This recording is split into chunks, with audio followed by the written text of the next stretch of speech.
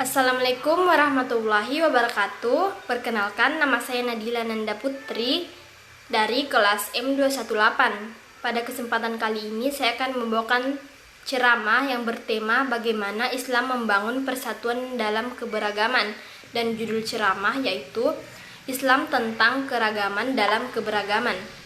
Dalam kaitannya dengan agama, Islam merupakan petunjuk bagi manusia menuju jalan yang lurus, benar dan sesuai dengan tuntutan kitab suci Al-Quran yang telah diajarkan oleh Nabi Muhammad SAW. Kalau dikaitkan dengan konteks perubahan zaman, bagaimana Islam memandang keberagaman yang ada di negeri ini, bahkan di dunia, sebagaimana yang telah disebutkan berkali-kali oleh Allah Subhanahu wa Ta'ala di dalam Al-Quran. Islam sangat menjunjung keberagaman karena keberagaman merupakan sunnatullah yang harus kita junjung tinggi dan kita hormati keberadaannya. Seperti dalam Quran surat Al-Hujurat ayat 13, Allah Subhanahu wa Ta'ala telah menyatakan, "Wahai para manusia, sesungguhnya kami menciptakan kamu dari seorang laki-laki dan perempuan dan menjadikan kamu berbangsa-bangsa dan bersuku-suku supaya kalian saling mengenal." Dari ayat Al-Quran tadi itu menunjukkan bahwa Allah sendirilah yang telah menciptakan keberagaman. Artinya, keberagaman di dunia ini mutlak adanya. Dengan adanya keberagaman ini, bukan berarti menganggap kelompok, mazhab, atau keberagaman yang lain sejenisnya menganggap kelompoknya lah yang paling benar. Yang harus kita ketahui di sini adalah keberagaman sudah ada sejak zaman para sahabat, yaitu ketika Nabi wafat, para sahabat saling mengklaim dirinya lah yang pantas untuk menjadi pengganti Nabi. Ajaran Islam mengutamakan persaudaraan atau ukhuwah. Dalam menyikapi keberagaman, istilah ukhuwah dijelaskan dalam Quran surat Al-Hujurat ayat 10. Sesungguhnya orang-orang mukmin adalah bersaudara. Karena itu, damaikanlah antara kedua saudaramu dan bertakwalah kepada Allah, supaya kamu mendapatkan rahmat.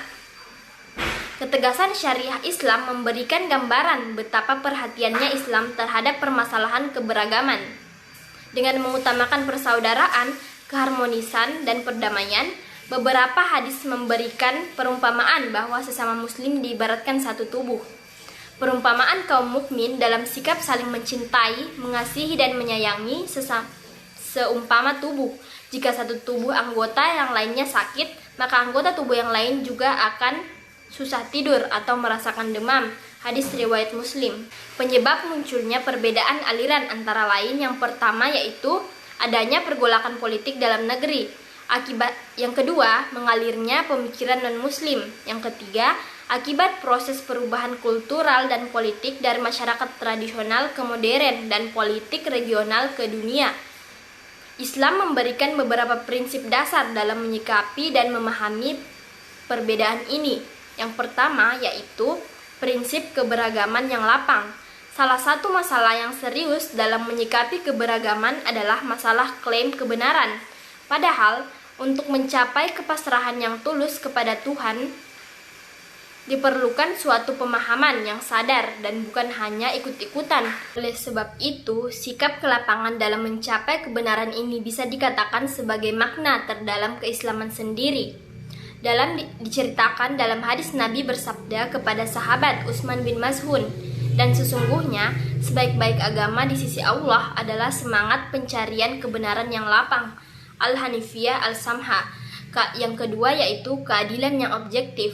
Dalam konteks pluralisme, keadilan mencakup pandangan maupun tindakan kita terhadap pemeluk agama lain.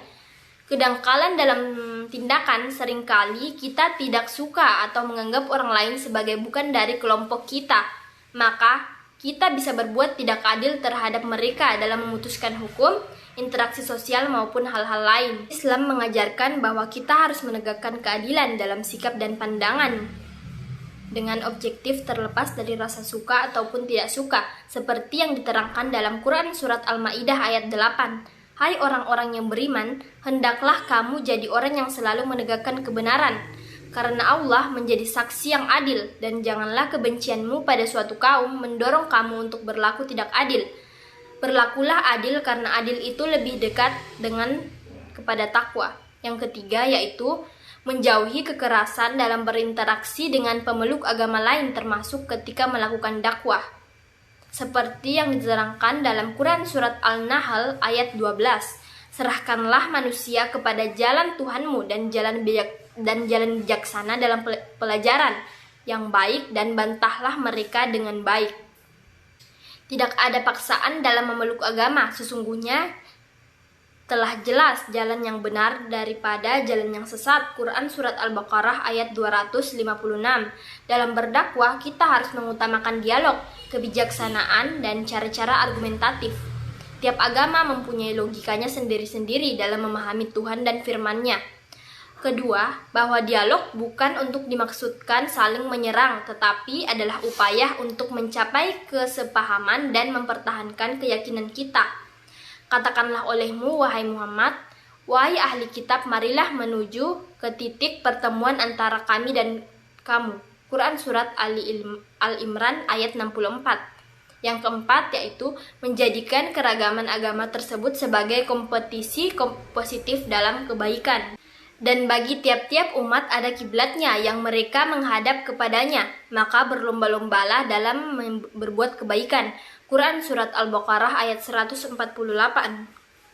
Ketika ada pemeluk agama lain berbuat amal sosial dengan semisal melakukan advokasi terhadap masyarakat, seperti masyarakat tertindas seperti kaum buruh, pelecehan seksual, dan sebagainya, maka kita tidak boleh begitu mencurigainya sebagai gerakan permurtatan atau bahkan berusaha menggagalkan, tetapi hal tersebut haruslah menjadi pemicu bagi kita, kaum muslimin, untuk berusaha menjadi lebih baik dari mereka dalam hal amal sosial. Kalau keempat prinsip itu bisa kita pegang, insya Allah akan tercipta hubungan yang lebih harmonis antar umat beragama. Hubungan yang dilandasi oleh sikap saling menghargai, menghormati, dan saling membantu dalam kehidupan sosial, sehingga kehadiran agama, khususnya Islam, tidak lagi menjadi momok bagi kemanusiaan, tetapi malah menjadi rahmat bagi keberagaman tidak hanya manusia, tetapi sekaligus alam semesta ini. Wallahu alam bissawab. Manusia yang terbaik adalah yang bermanfaat terhadap yang lainnya.